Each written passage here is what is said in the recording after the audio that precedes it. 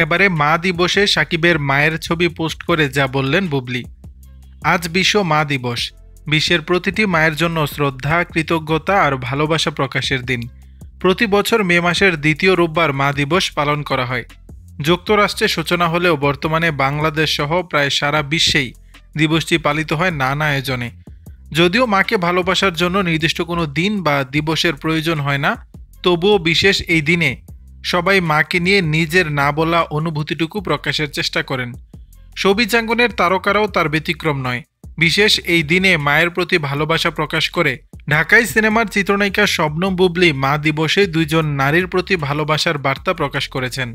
একজন তার গর্ভধারিণী মা, অপরজন শাশুড়ি মা মানে শাকিব খানের মা।